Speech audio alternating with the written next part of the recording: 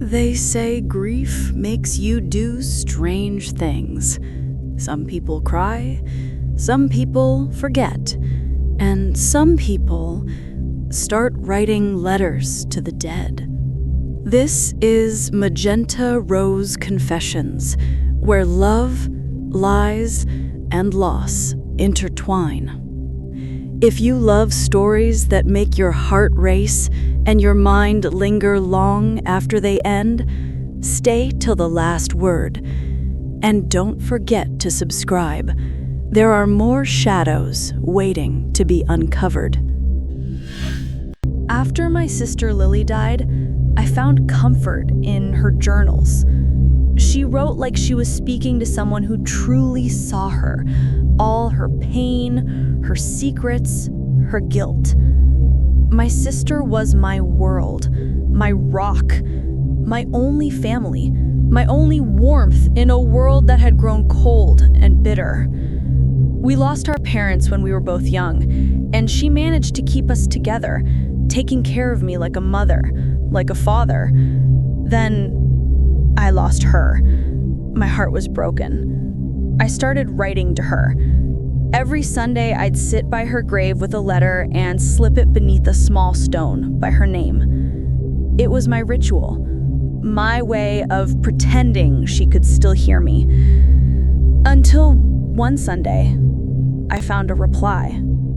It was folded neatly, tucked under the stone. I miss her too. At first, I thought it was a cruel joke. No one ever visited her grave, not since the funeral. But the next week, there was another. She loved you more than you knew. Don't stop writing. I wrote back. Whoever was replying knew things only Lily could have known. Our childhood dog's name, the song she sang when I had nightmares, the nickname only she used. I didn't tell anyone. Not even when the replies started arriving earlier than mine, as if the writer couldn't wait to speak. After 2 months, I couldn't take it anymore. I had to know who it was. For an entire week, I hid behind a row of trees near the cemetery, waiting, watching, barely sleeping. I wasn't sure about the day or time the mysterious writer came by, but I needed to see who it was, who knew me, knew my sister in ways that didn't make sense. Then, on a cold Saturday night, the air heavy with the scent of lilies and rain, I saw him. A man, mid-30s, dark coat, tired eyes. He was early. I held my breath, watching silently. He knelt by Lily's grave, slipped a note under the stone, and stood there for a long time, like he was waiting for forgiveness that would never come. When he left, I ran to the grave. The note read, "I should have told the truth.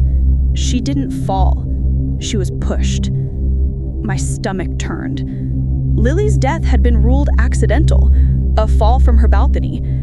But that note changed everything. I took it to the police. They reopened the case. They said the handwriting matched her ex, Daniel. When they questioned him, he broke down. He said they argued that night, that she slipped on the balcony, that he panicked and fled. They arrested him. Everyone finally believed justice had been served. But the peace I expected never came.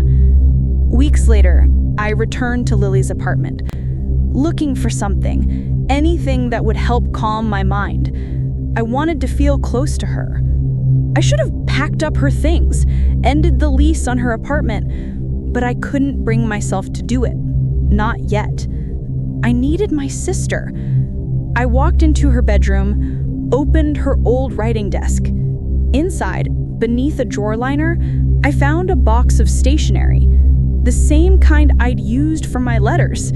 My breath caught, because on the top sheet was a faint impression. Someone had been writing with my sister's stationery. Someone had been in my sister's house. I flipped through the stack, and my vision began to blur. My handwriting. Notes that had been started, then stopped. A faint ringing started in my ears. Right there, in my hands, were copies of my letters, the ones I'd written to Lily. Some were missing, and the ones that remained had words crossed out, rewritten, changed. Same paper, same ink, same pen. And in that moment, everything inside me went still. Because only one person had access to all of that. Me. I realized, with a hollow kind of clarity, that I had written those first replies to myself, half asleep, half mad with grief, leaving them at my sister's grave for myself to find, talking to myself. But then Daniel started visiting her grave. He found the letters I'd been leaving, my confessions, my anger, my guilt, thinking they had been written to him, accusing him, condemning him. The lines blurred. My grief became his guilt, and together we built a truth out of lies until he believed he'd killed her.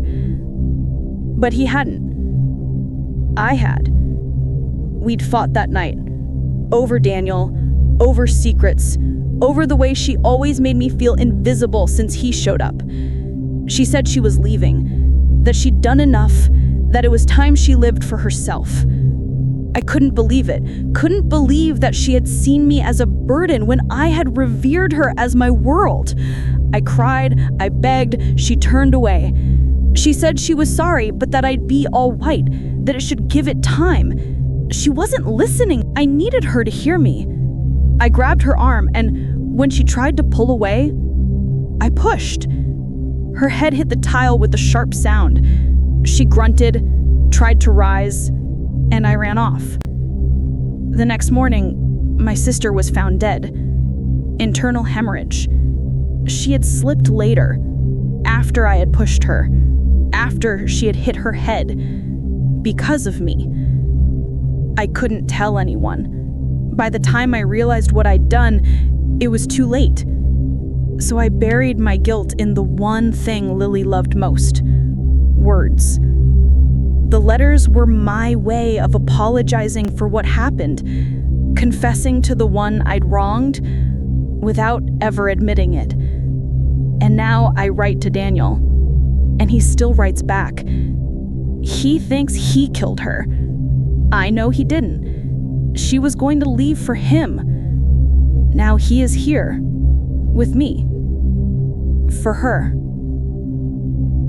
Lily has always taken care of me. Always. In the end, it wasn't the letters that held the secret. It was the silence between them. She wrote to her sister to keep her close, and in doing so, confessed to the one person who could never forgive himself. Some people bury their guilt in graves. She buried hers in words, and the world believed them. That's the thing about love. When it turns into obsession, even lies start to sound like truths. This is Magenta Rose Confessions, where love, lies, and loss intertwine. If this story left you thinking, stay a while. There are more shadows to uncover.